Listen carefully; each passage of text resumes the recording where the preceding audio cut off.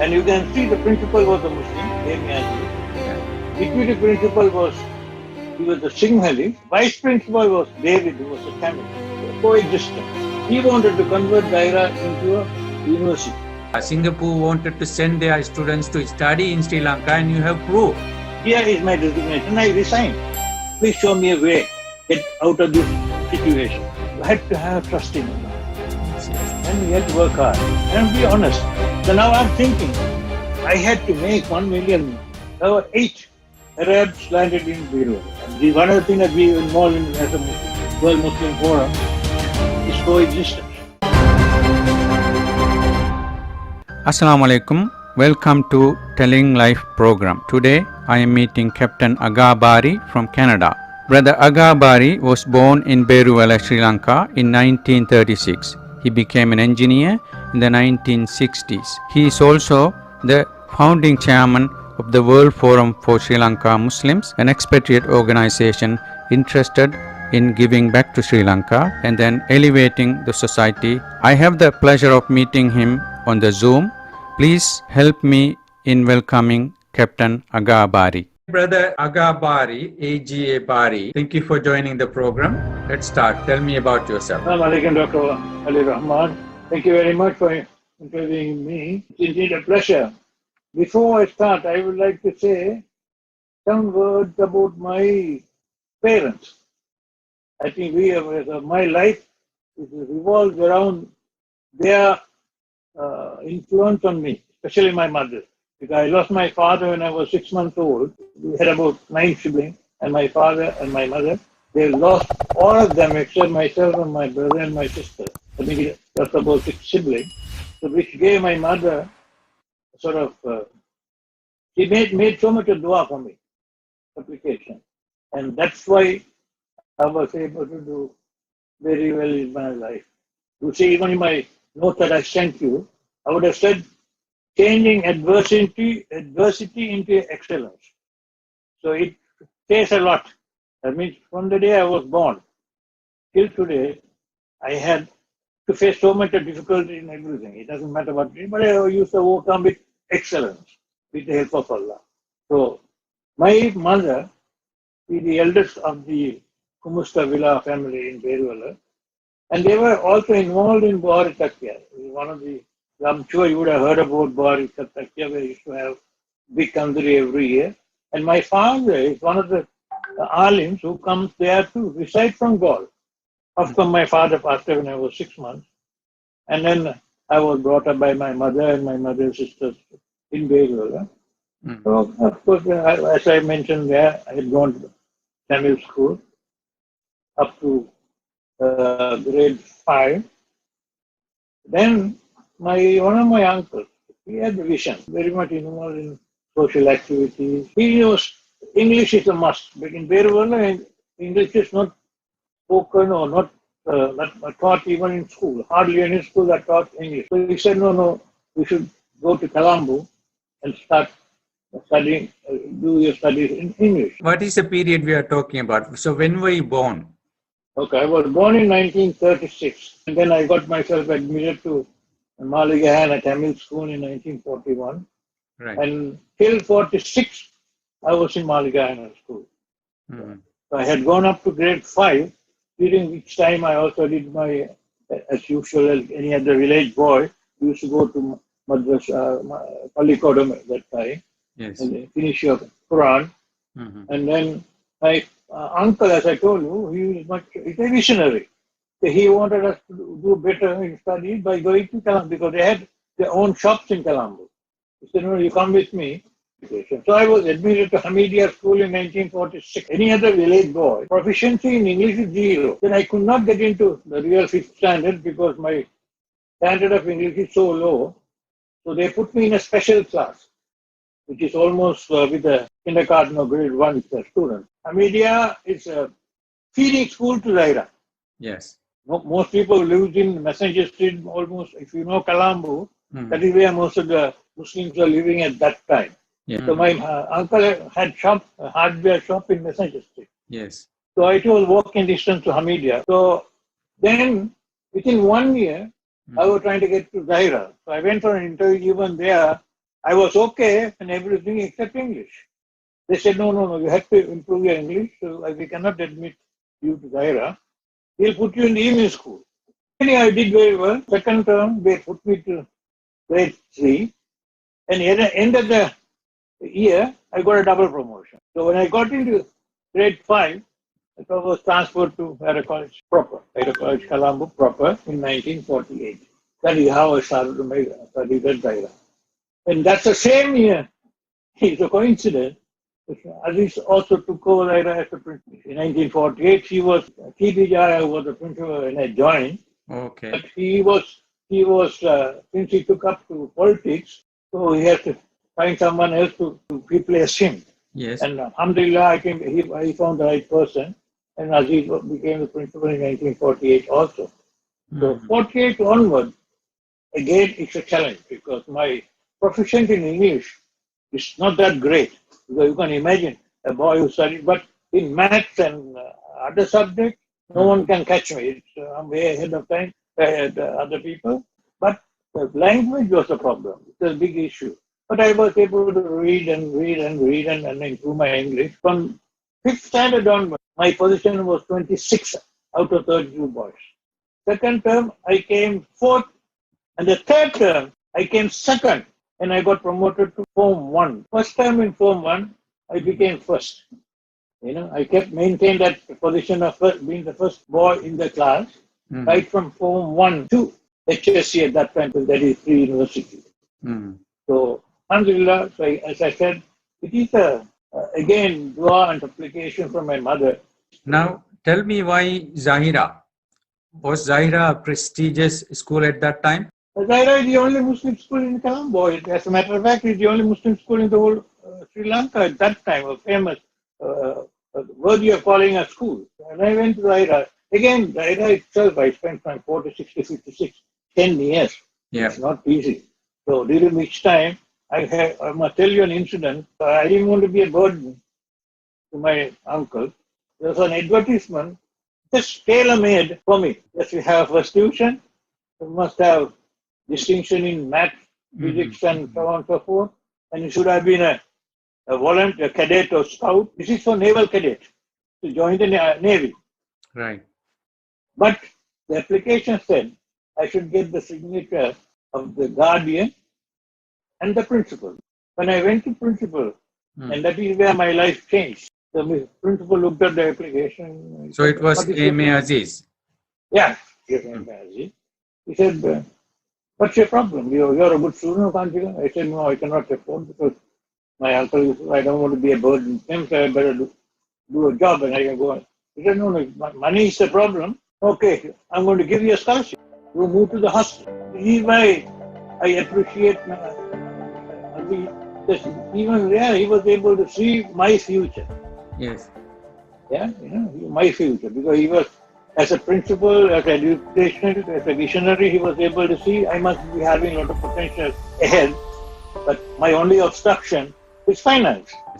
So I was given a scholarship fund, $25, 25 rupees a month as part of the hostel fee. Because hostel fee was 50 rupees a month. Okay. For the other 25, I had to give tuition. So there were two, as I would have read, two boys from Singapore. Yes. Alvi brothers. I used to tutor them on math and other subjects. And I get about 25 rupees, and which goes against my hostel fee. In fact, I ended up as a senior prefect of the college. In fact, I won the gold medal. So these are some of the ambition I had. Yeah. And I used to ask Allah, please help me, I want to get this some more. And I was able to achieve. Yeah. Yeah. So it's a lesson for everyone. Nothing is impossible to achieve. Yeah. You make up your mind. Of course, you have to work hard. Yeah. You have to work hard. It is all about partly willpower as well as faith. And then, faith, yes. Alhamdulillah. So now, tell me some experiences in Zahira in regards to people from interfaith. Like Zahira College is a Muslim school, but there were Hindus and Buddhists and other people from other countries as well. Tell me about it. It's a good question, and it's a good question. It needs to be answered properly. Because not only the students, even the teachers of mixed community. And you can see the principal was a Muslim, Azeez. Yeah. Deputy principal was Mr. Vijay. He was a Singhali. Vice principal was David, who was a Tamil. So you can see right from the top, Yeah. it is catering for coexistence. Yeah. And when you talk about my own class, in fact, my university entrance class, we had about altogether 12 in maths. 3 Muslims, 2 non-Muslim Sinhalese, 1 Tamil. Yeah. I knew you may ask this question. So I looked into my library. I was able to pick up a magazine of that called 1956. You know? Right. So 1956. Okay. Yeah. 1956. This is the year. And you can see how many people entered, 13 people or 15 people entered university that particular year. Yeah. And most of them are non-Muslims. Yeah. Yeah. So if you look at the name, Ratnapuli, this guy is Ratnapuli. He's in Canada today. He's a science graduate. Okay. And he's a Buddhist. Yes. Then is Jabbar. Jabbar is from Kalpiti. Okay. Aga Moidin. These are Muslims, right? Yeah. And you have got Rahman, the Tamil. Yeah. Leslie Pereira, a Sinhalese. Bandula Ratna, Buddhist. Julie De Silva. He's a professor of chemistry today. He's living in Colombo. Yeah. You know, and then Gunatilaka, I think he's a medical doctor. Yeah. So you see, it's a mixture of all community. 13 people entered university in that particular year. Yes. But I wrote an article. Yes. It appeared in the paper known as Zaila, the rise, the fall, and re-rise of Zaira. Oh, okay. So you may ask me why there's a fall. Yeah. In 1956, 1956-57, that particular known as the golden era. Yeah. Zaira was the best school in Sri Lanka. Right. Right. Zaira. We had 100% entry to university. 100% sometimes. In 50s, there's only one university. Yes. Known as University of Ceylon. Yeah. So we had one year we had 100%. You know. And then sports, especially in shooting, 50% of the Sri Lankan team are from Zaira. So whether it's education, academic or non-academic, Zaira was top. Unfortunately, there was a mishap. 61 or 62, I'm not very sure about the age, government of Sri Lanka introduced a bill. There will not be any more assisted schools. It will be either private school or government school. Zaira was an assisted school at that time. So they had to either go as private or government will take over, right? So Mr. Azeez, again he had a vision. He wanted to convert Zaira into a university, cultural university at that time. And he had all plans. Bill was drawn by Dr. Guruge. So in that bill, there is a provision, like all the communities, there will be a provision for them to convert one of the schools into university, provided they are private schools. Yeah. Provided they are private schools. Oh, okay. It will be converted into university with time. Mr. Azeez took a chance and said, okay, I'm going to go private. Yes. I will go private till the time, such time that it becomes university. He knew the problem that he will face with the community in collecting money to be a private school. He knew that. But if somebody is going to be a very short period, he is well connected. He knew exactly what's going on in the government. So he said, okay, we will take it through for some time. We will convert this, we will get this into converted into university. Some people got the wind of it. As he is working towards it, so he wants to become the first vice chancellor of the university. And that jealousy set. And very unfortunate. This is how our community has failed. Because we don't see the benefit. We only see who is doing what and how can we cut him down. You know? So the arrangement was at that time, mosque committee will give 50,000 rupees towards the total expenses per month was 110,000 rupees. Right. Teacher's fee, teacher's salary. The 50,000 comes from the mosque. 60 has to be collected from the public. I can remember being an old boy, we used to go around and collect money. 1 rupee, 2 rupees, 5 rupees, 10 rupees, 50 rupees from various people every month. You don't pay the salary by 10th of the following month. Yeah. Government will take over the school. And this particular month, unfortunately, they did not, Mosque committee did not release the 50,000 rupees. So they couldn't pay the money. They couldn't pay the salary. The government took over Zahira prematurely. The community, again, this is very important, made a case saying that Azeez has handed over school to government. There was a case filed against the government for taking over Zahira. Right. And the case was headed by ACM Ameez, who was the Attorney General at that time. There are a lot of MPs who were supporting him, and they won the case. After about 1 or 2 years, and when they won the case, they are unable to run the school. So, again, you wanted money to run the school. Yeah? So they didn't have enough money. The teachers, all the good teachers left, and that's the start of the fall of the Zahira College. That was in the 60s somewhere, early 60s. Till up to 1990, which was in the trend of falling all the way down. So the Zahira College started 1890, something like that. So that means over 120. Today it is 128 years old this year. Right? So imagine a school 128 years old. It should be the top of the line, right? Now it was from top of the line 1950. So after Wfslm it took over, chairman of the board of governors, who turned again. Now, alhamdulillah, Zahira is doing very well. Okay, now let's talk about your university entrance and the life. So you were one of the top ones in the school. Even university, Dr. Rahman,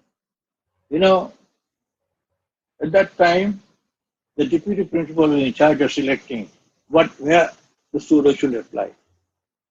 So I applied for engineering. Are they the ones who determine? Because they want to get the maximum best results, right? Because so engineering is impossible. Zahira never sent anyone to engineering after 48.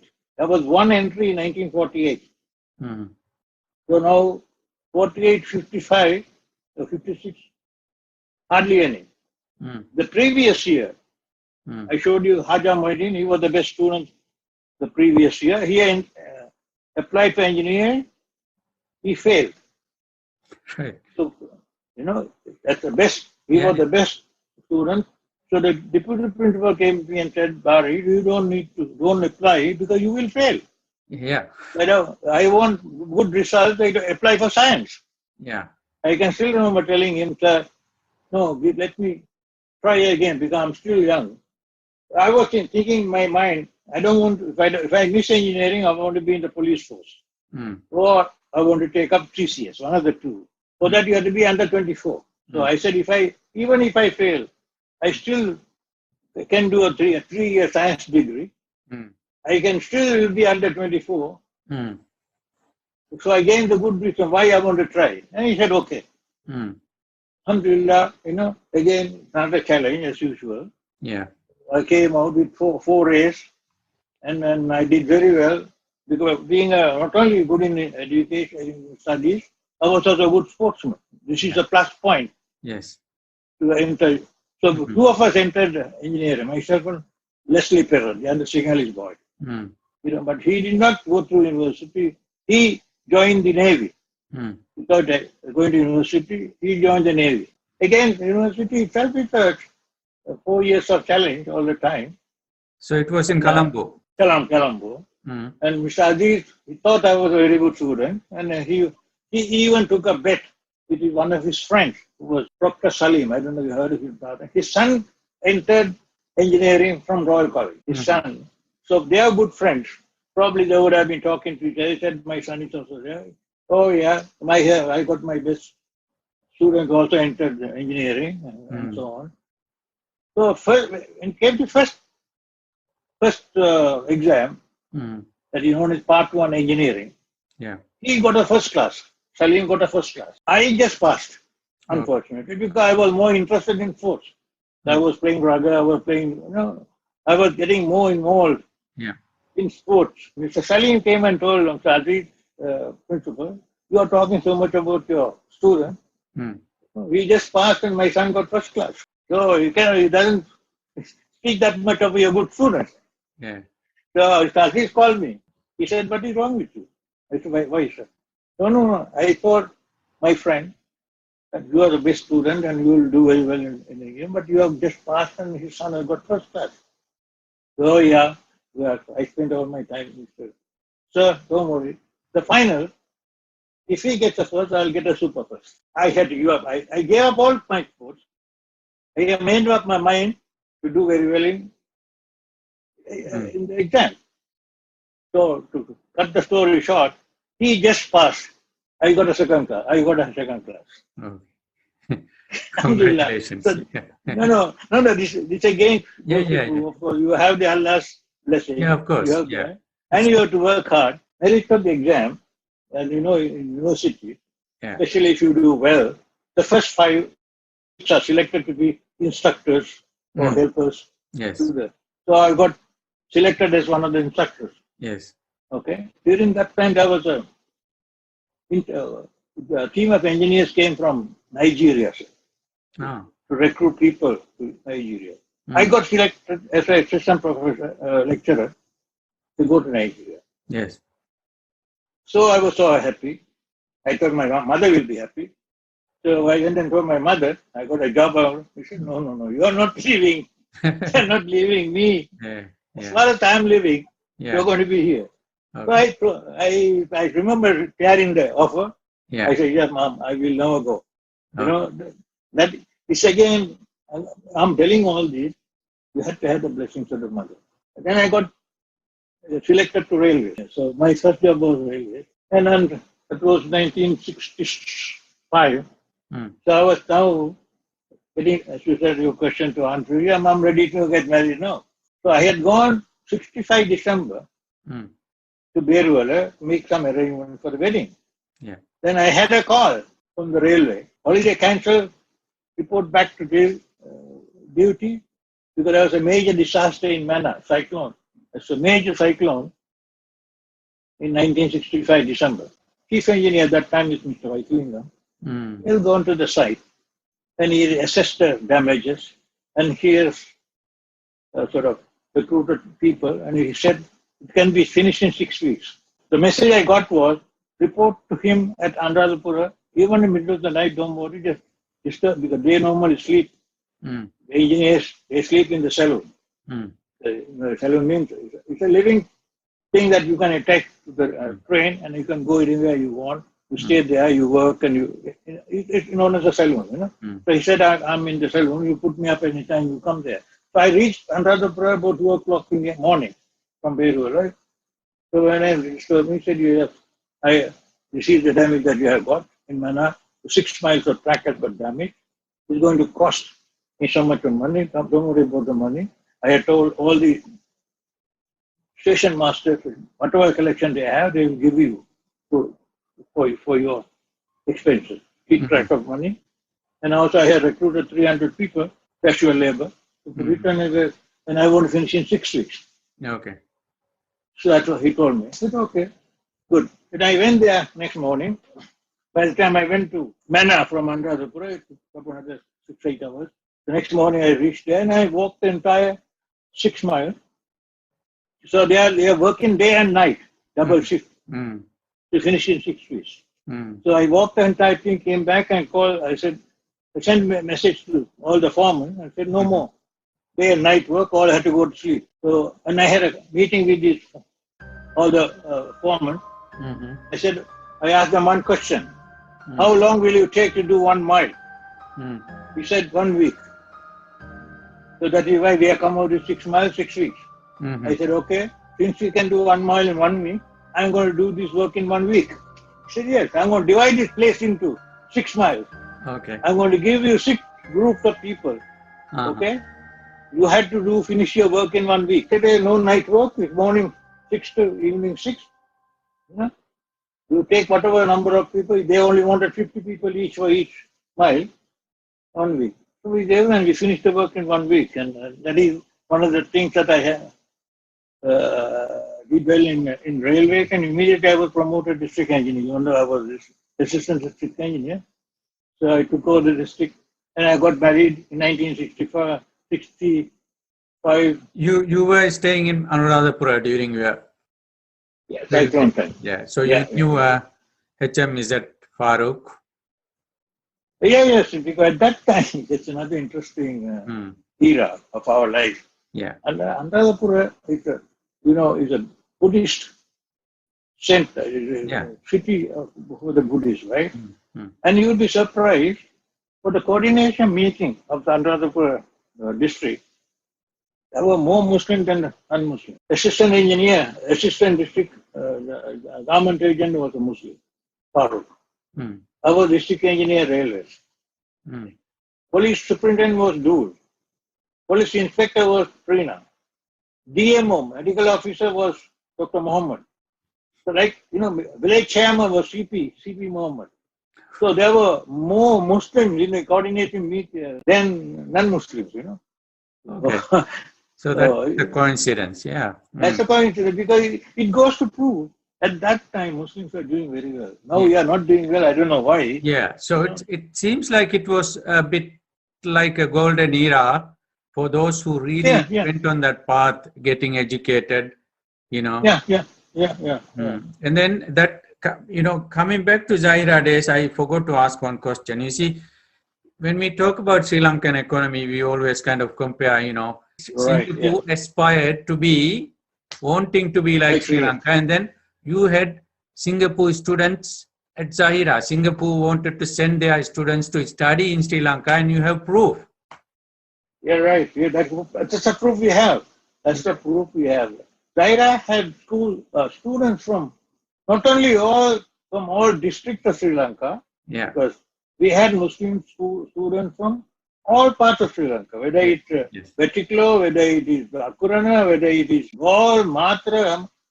In addition to covering entire district in Sri Lanka, we also had students from abroad. There were Pakistani students, there were Malaysian students, there were South African students, the Nigerian students, then Singapore.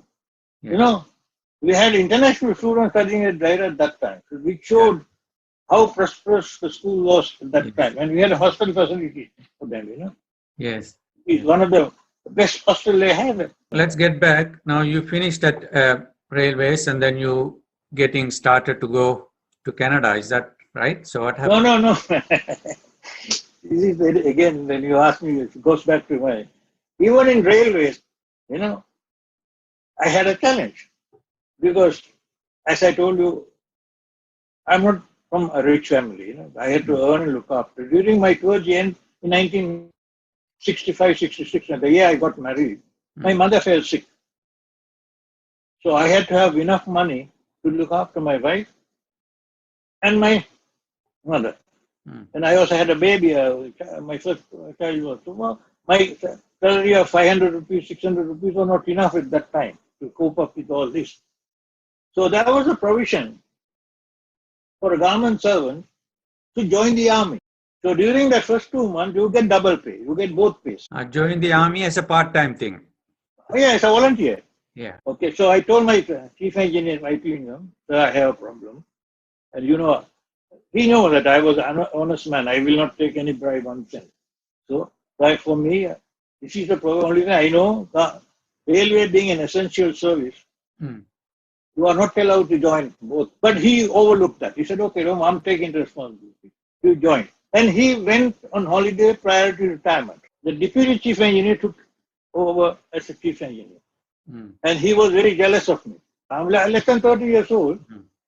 I'm doing extremely well. There was a circular issued. Every skilled person should be given 30 rupee increment after a trade test.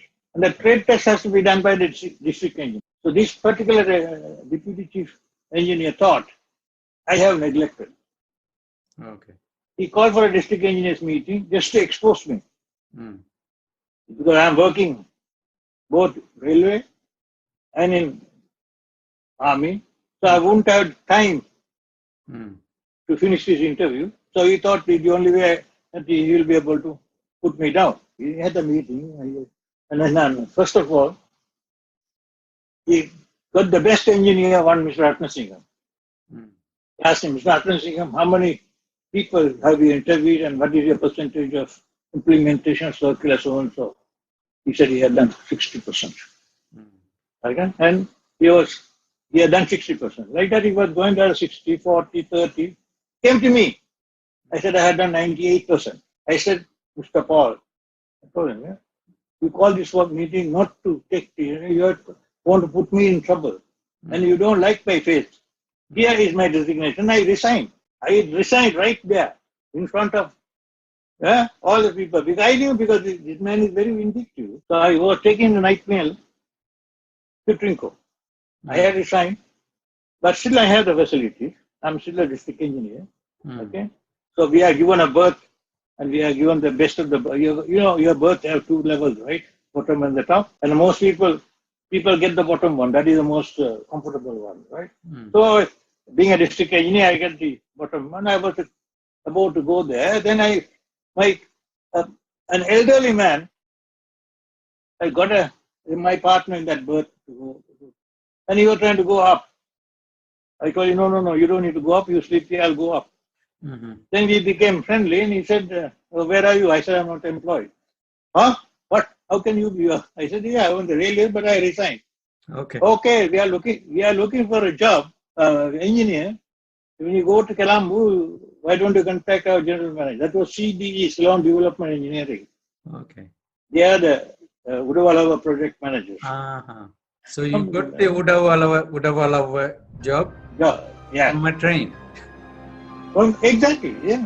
You see, again, can you imagine you need more money and you have resigned one job and you are going thinking of all this problem in your head and Allah sends you, here you are.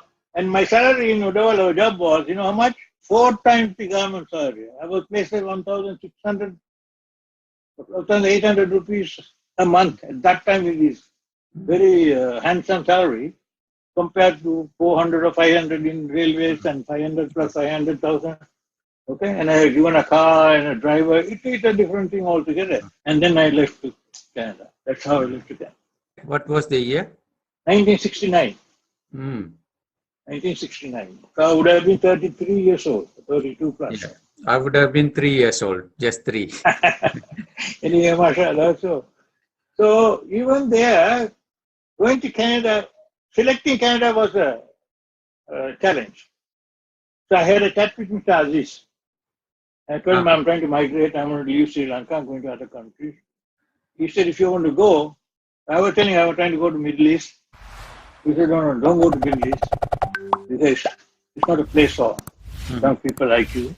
You go to one of the affluent countries like either Canada, Australia. So then he said, go to Canada because no one has explored Canada yet. Okay. Because since you are going over, go to a place where no one has gone. England is full of Sri Lankan, people are gone all that. But Canada was not the popular place for Sri Lankan at that time. So I told my cousin who was in Germany, said, I'm trying to go to Canada. If you want, you also come to Canada. So he also migrated from Germany to Canada, and I also migrated. So when I went, he was already there, so it was helpful for me. So I went with my wife and 2 children. Yes. So taking a chance all the way. So alhamdulillah, it was good that he had gone ahead from Germany, and he had already established, he was there about 1.5 years before me. And then when I went, he was there to meet me, and I started settling. So again, while coming from the airport to the house, I saw a board, Quits Construction. So I was thinking to myself, Allah, I come all the way here, I need your help again. If I can get a job in this, that's my line, construction. Yeah. And of course, I landed in Canada on 10th of April. So whole of April I was resting, I didn't want to. And I applied to this company. He said, yes, there is an opening, provided we get the job. And they got the job, and I also given the job. So that was my first job as a project engineer. I was the first Sri Lankan engineer to become a professional certificate license in Canada. Right. In 1969. And I did very well there. I had specialty thing is of organizing a project to start, because in any construction project, Yeah. there are two difficult areas.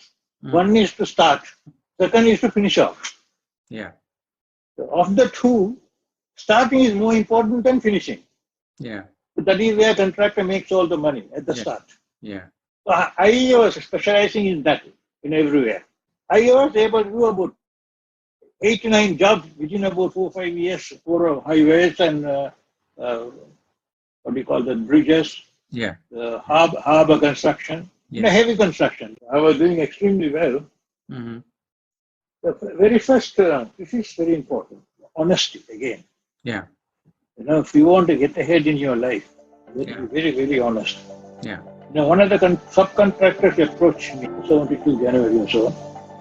He is a supplier for expansion joints, right? And he lost the job. He lost the project to our company. He came to me and said, Aga, I'm going to give you an offer if you can get me this job. What is it? I'm going to reduce the price by 10% and I'm going to give you 5%. So there will be a 15% reduction in the price, of which 5% you will get it personally, 10% to the company, if you can get me the job. So, bigger project engineer, I said, yes, I'll get it, don't worry. So I went to the owner. I told him, see, I have an offer from a subcontractor. He lost the job. Now he is giving you 15% discount. Will you take it? Yeah, I'll take it. So he also gained, because 15% is about 8% less than the job that he's going to give to the other people. So he gave this job for 15%.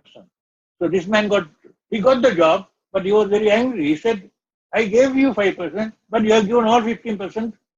I said, you wanted the job, right? How I got it is not your problem.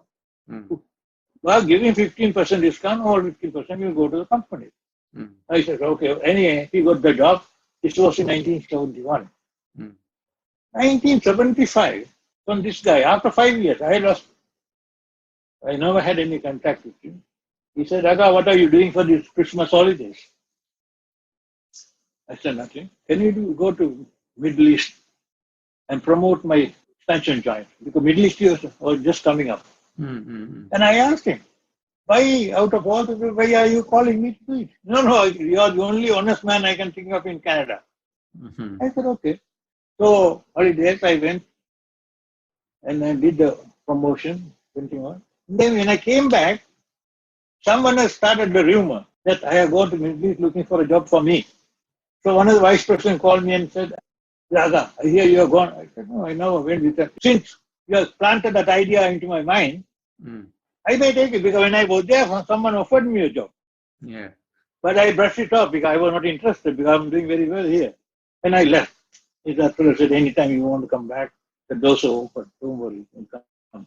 Anyway, that's another story. That's how I ended up in Middle East. You know? Okay. So what was it like in working in the Middle East itself? And my intention to go to Middle East, in 1975, my last job with pitch construction, I was complaining. I was asking Allah, oh Allah, help me, because I came to Canada to bring up my children properly. The way the things are going, I'm not spending much time with them. They are getting stray. We are spending all our weekends having parties, going there, going here. It's not the right way to bring up the family. Please show me a way, get out of this situation. That's the answer to that dua, was the call from that boy, that man, for me to go to Middle East. You understand? Yeah. That was, Allah has shown me we go this way. So when I went there, someone offered me a job. And then I never had any intention of leaving. Since because someone accused me, he gave me, okay, you take a decision, and I ended up there.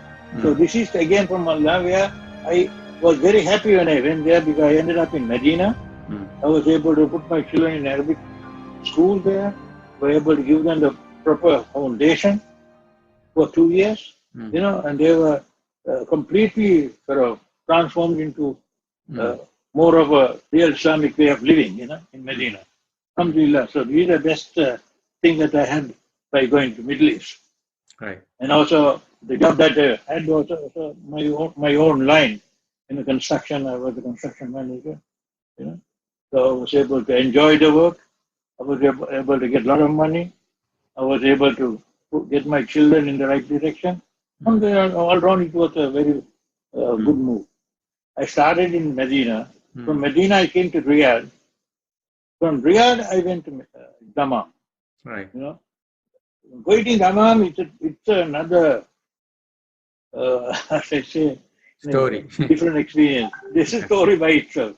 Yeah. Because I was a construction manager in Riyadh Yeah. for this Canadian firm, Capt. Mm. So we had a project in Dammam. It was run by an American. And that project was so hard. Overnight, the American threw the whole thing and went away without telling anyone. He just, he could not run the job. Yeah. He just, so then we had to find another replacement. Yeah. And you can't find a replacement overnight. It takes about 1, 2, 3 months sometimes. Hiring an engineer to work. So in the then I put in a proposal to the Ministry of Housing. Till I find a person that I will go and run. He said, no, you don't even get in there because you are not qualified. These are the words used by the Deputy Minister at that time. You are not even qualified to be assistant engineer in that project. How can you run that project? You are not qualified. You get a right time from, get an American, as we had American. Replace it with an American. I said, don't worry, I'm going to replace, but till such time there has to be someone there. And I don't want money. I'm going there to run it. So with reluctance, we said agree. I was there. Within about 1 month, the same Deputy Minister comes to the site and begging you, Mr. Barrie, don't get anyone else. You continue. You had to have trust in Allah. Yes. And we had to work hard. And be honest. These are 3 things, you know. Yeah. Let's move on. Now you move to Malaysia, is that right? Yes. Now, before I moved to Malaysia, Dr. Khalil, the Dammam job was coming to an end. Yeah. And then I was supposed to go back to Canada. Mm. I was supposed to go back to Canada. Mm. So in the meantime, my 2 elder children got married in Sri Lanka. So I went to Sri Lanka, gave them in marriage. Mm. And then my cousin, before I don't know you heard about him, James, he said, stay back and I want to improve the business. So I called Canada and said, I'm not coming. I started working with James, developing James in Sri Lanka.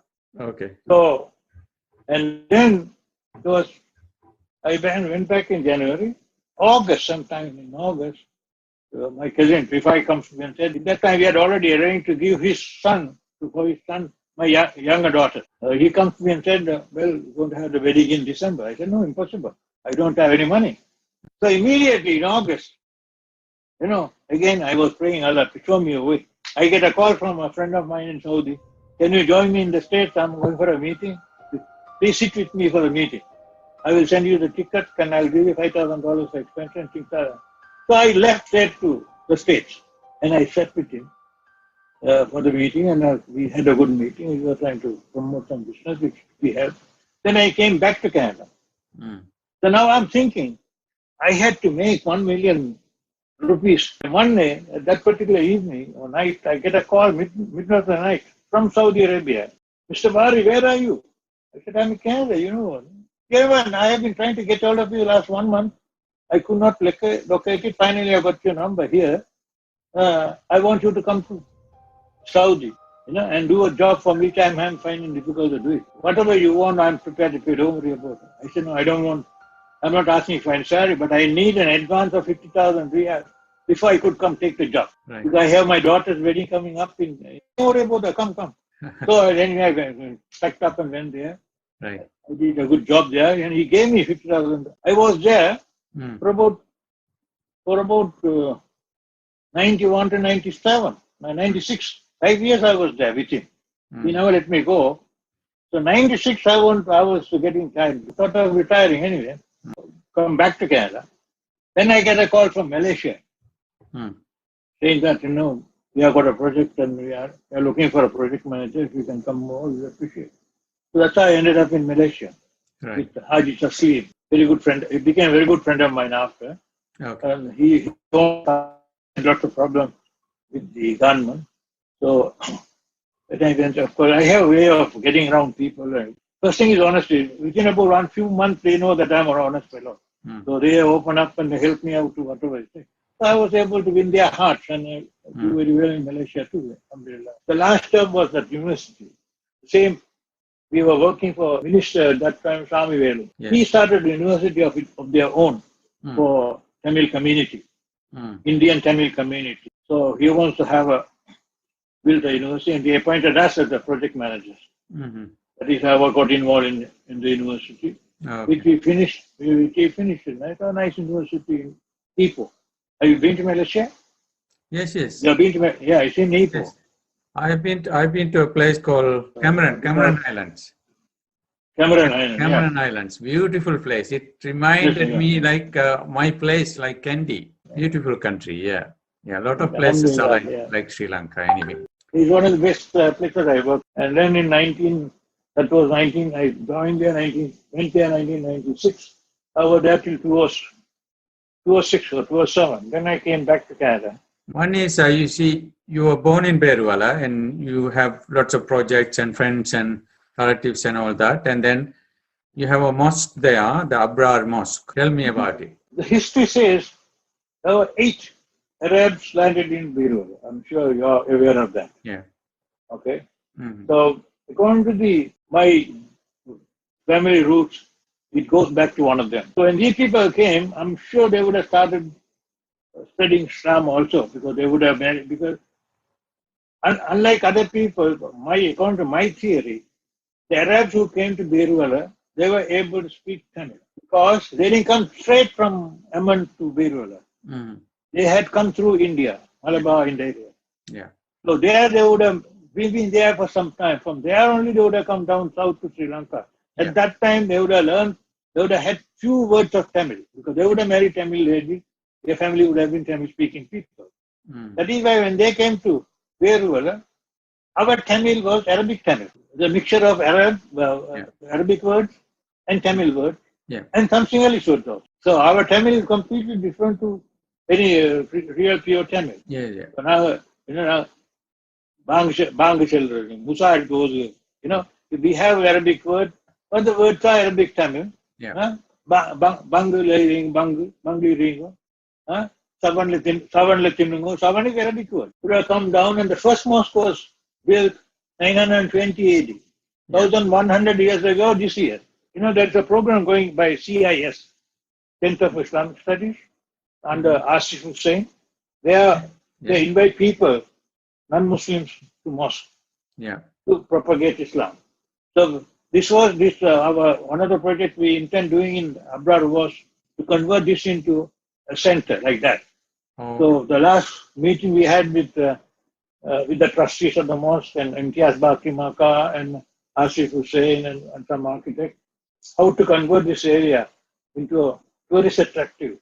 And we're trying to build a museum in one of the rooms so that when people come, we will explain how the Arabs came to Beruwela, how Islam spread from there onward. But in the meantime, we already developed the burial ground. It's one of the best burial grounds in Beruwela. It's designed properly. People can walk in between the qabr, and you can identify the number on a grid system. So it has been done already. We started on the project. So the first one was the graveyard project. We have finished. So next one will be it's a nice mosque. Tell me, you also founded another organization a few years ago. Sri Lankan Muslim Foundation of Sri Lanka. 10, 12 years. That was started 10, 12 years ago. It is still functioning in Sri Lanka. Then we had a branch in Canada. Sri Lankan Muslim Foundation of Canada. But I think you are talking about the World Muslim Forum. The reason why we promoted this idea was after about 8 years ago, when we had the problem, some extreme articles have been written against Islam and all that. To counter this, we had to come out with a professional way of answering. Instead of everyone getting into the van and writing, they said, no, we will hire professional journalists and then counter these people. It is about combating hate speech. Exactly. And we did very well.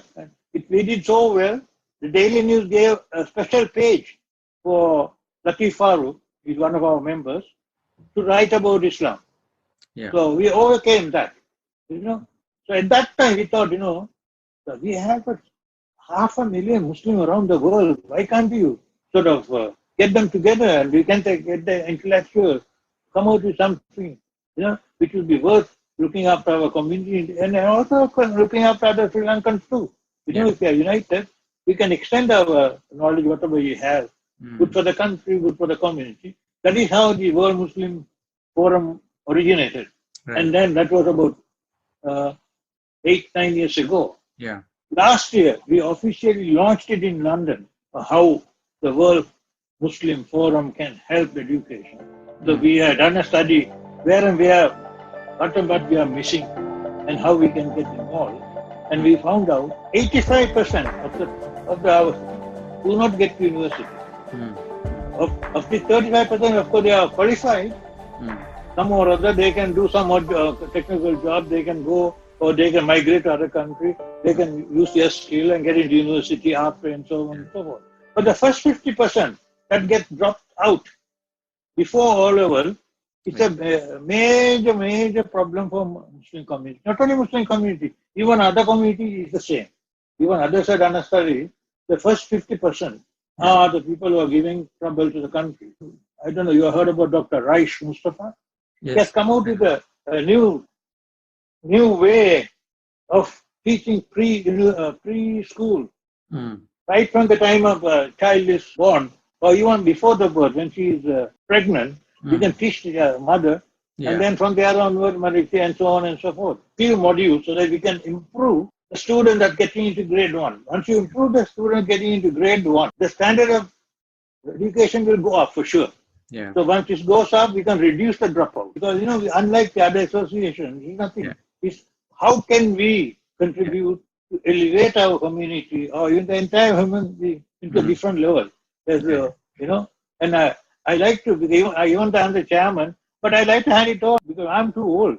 Okay, Brother Aga, is there anything else that you like to share with other people? Basically, I've been telling you, or I'm telling everyone, the purpose of one's life is to please Allah.